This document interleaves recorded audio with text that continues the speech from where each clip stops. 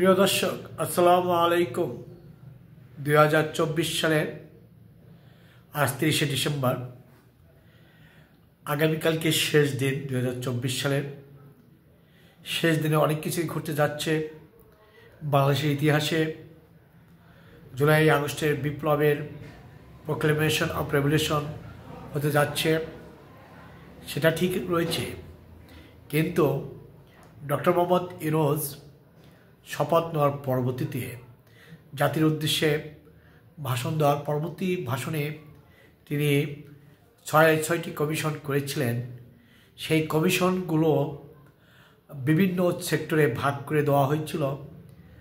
তাদের রিপোর্ট করার কথা ছিল ডিসেম্বরের মধ্যে। বলেছিলেন ডিসেম্বরের মধ্যেই এই কমিশনগুলো তাদের সংস্কার সুপারিশমালা উপদেষ্টা পরিষদে জমা দেবেন এবং তা নিয়ে উপদেষ্টারা বিভিন্ন রাষ্ট্রের স্টেক হোল্ডারদের সাথে আলোচনা করে সিদ্ধান্ত গ্রহণ করবেন কোনগুলো বাস্তবায়ন করবেন। কিন্তু দুঃখজনক সত্য, বাংলাদেশের ইতিহাসে কখনোই কোনো তদন্ত সঠিক সময়ে পেশ করতে পারেননি। বিভিন্ন সময় বিভিন্ন টাইম ফ্রেম বেঁধে দেওয়া হয়েছে, কিন্তু কেউ সততার সহিত সময় মতো তার কার্য সম্পাদন করতে পারেননি।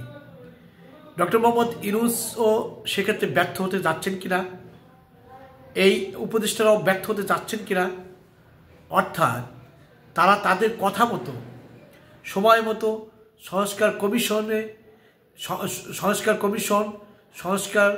সুপারিশমালা উপদেষ্টা পরিষদ বা প্রধান উপদেষ্টার নিকট কিন্তু যথাসময়ে যে টাইম ফ্রেম বেঁধে দেওয়া হয়েছিল ডিসেম্বরের মধ্যে 2024-এ, সেই টাইম ফ্রেম মেনে চলতে পারলেন না। তাহলে অবশ্যই দেখা গেল যে তারা এক্ষেত্রে প্রথম ব্যর্থতা বলতে যা বোঝায় সেটা কিন্তু ঘটতে যাচ্ছে। শুধুমাত্র ধন্যবাদ দিতে হয় বিচার বিভাগীয় সংস্কার কমিশনের চেয়ারম্যান বা যিনি হেড অর্থাৎ শাহ আবু নাঈম রহমান চৌধুরী, তার নেতৃত্বে বিচার বিভাগের যে সংস্কার কমিশন গঠিত হয়েছিল তাদের সংস্কারটি শুধুমাত্র আইন উপদেষ্টার নিকট প্রেরণ করতে পেরেছে। বাকি উপদেষ্টা কিন্তু ব্যর্থ হলো। এক্ষেত্রে বাকি যে সংস্কার কমিশন, বাকি 5টি বা আরও যা পরবর্তীতে বর্ধিত করা হয়েছে, সেই সমস্ত সংস্কার কমিশন কিন্তু তাদের সংস্কার সুপারিশমালা প্রেরণ করতে পারেননি। এক্ষেত্রে এই ব্যর্থতার দায়ভার স্বীকার করবেন কিনা 2024-এ এই শেষ দিনে ডক্টর মোহাম্মদ ইউনূস যদি অনেস্টলি সেটা স্বীকার করে নেন জাতির সম্মুখে, তাহলে তার সততার আরেক ধাপ উচ্চতায় পৌঁছাবে। আদারওয়াইজ অনন্য সমগ্র 53 বছরের ইতিহাসে যত কমিশন হয়েছে, কমিশনের আলোর মুখ দেখেনি কখনো, তারই প্রতিফলন বা পদশব্দ পাওয়া যাচ্ছে ডক্টর মোহাম্মদ ইউনূসের এই সংস্কার কমিশনে। এই সংস্কার কমিশনে বিএনপি যেটা বলতে চাচ্ছে বা অন্যান্য দল যেটা বলতে চাচ্ছে, জাস্ট ফর সরকারের দীর্ঘমেয়াদী করার জন্য, সরকারকে দীর্ঘ সময় থাকার যে প্রক্রিয়া, সেই প্রক্রিয়ায় অংশ হিসেবে তারা দেখছে। এক্ষেত্রে বিএনপি সহ সকল রাজনৈতিক দল যেটা চাচ্ছিল যে যতটুকু নির্বাচন করার জন্য সংস্কার দরকার, ঠিক ততটুকু সংস্কার করে জরুরি ভিত্তিতে নির্বাচন দেওয়ার জন্য।